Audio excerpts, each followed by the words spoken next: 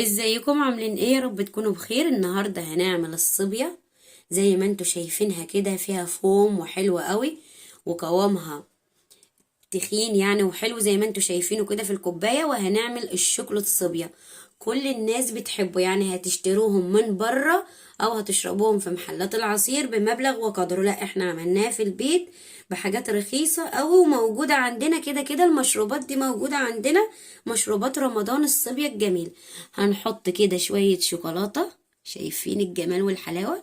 ندلع كده نفسنا حتى لو مرة واحدة.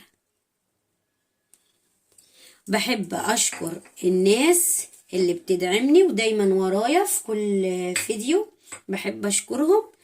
بحب اشكر الناس الحلوة وبقول لهم شكرا لحب الخير للغير من غير اي نفسية. شكرا على الكلمة الحلوة اللي بتتقال فتغير مودنا. شكرا للناس اللي فارق في حياتها وجودنا.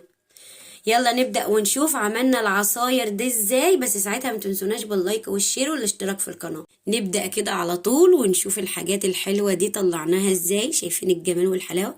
الشوكولاتة بدأت تسيح كده وهتدي طعم خطير خطير.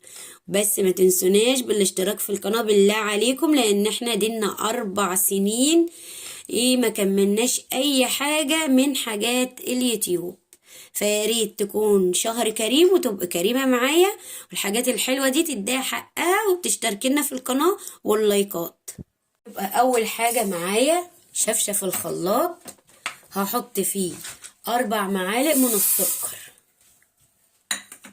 معلقتين كبار من الصبية، معلقة لبن بودرة بتديها طعم ونكهة حلوة أوي، كوباية ونص كده من اللبن، وهنضربها.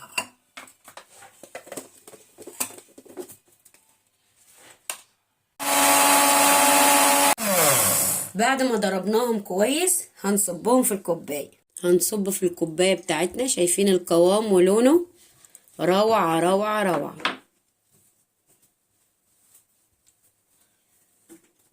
بعد ما خلاص كده خلصنا كوباية الصبية، شايفين الفوم فوق الكوباية؟ روعة روعة. انا يدوبك اللي زادوا من الشفشف الخلاط يعني من الصبية زودتهم حبة لبن بس. بعد كده هنعمل تاني مشروب. ادي معلقتين من السكر، معلقة من الكاكاو عشان نعمل مشروب الشوكولاتة الصبية، ومعلقة من الشوكولاتة المبشورة. ممكن تستغنى عنها لو عندك نوتيلا تحطي او شوكولاتة سايحة. بعد كده هنضربهم في الخلاط، نضربهم كويس عشان يعملوا فوم معايا. هنصب تاني مشروب الشوكولاتة الصوبيا، جميلة اوي، شايفين السماكة بتاعتها؟ هننزل دلوقتي الفوم. طبعا انت تقدري تضعفي الكمية زي ما انت عايزة. ادي الفوم،